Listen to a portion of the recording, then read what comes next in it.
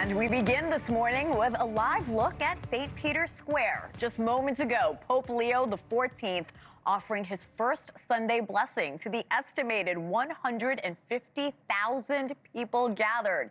He delivered the Regina Caeli prayer in honor of the Virgin Mary and called for an immediate ceasefire in Gaza and lasting peace in Ukraine.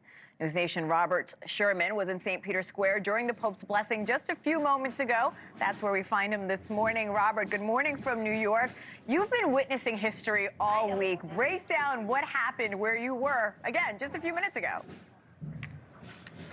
Yeah, so obviously, as you can imagine, Hena, a lot of anticipation here for this one particular moment to hear Pope Leo XIV addressing the crowds here at St. Peter's Square.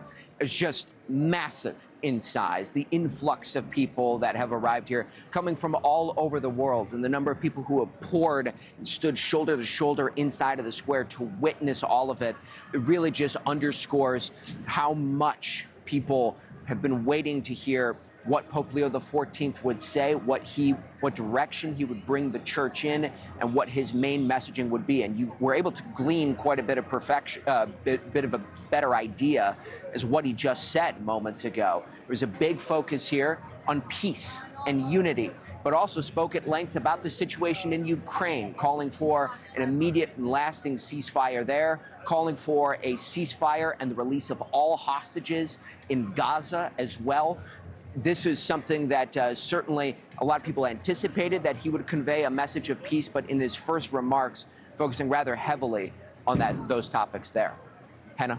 Robert, is it safe to say this gives us a glimpse of what we might expect from this newly elected Pope? Yeah, it is safe to say that. And we have started to, by piecing together all the public remarks that Pope Leo XIV has made, you do start to see some of the tropes and elements that he has been intending to communicate. On the one hand, there's obviously been a conversation in the Catholic Church about the traditional conservative sects and the more progressive sides of the Catholic Church. There's a clear focus from what we've heard from him already of unifying those different avenues of the church. As well as that, big focusing on these messages of peace, which just about everyone who we spoke with here said those were their two focuses that they wanted to hear from the next Holy Father. Unification and peace. That's what they wanted to hear already, is what they've heard rather extensively.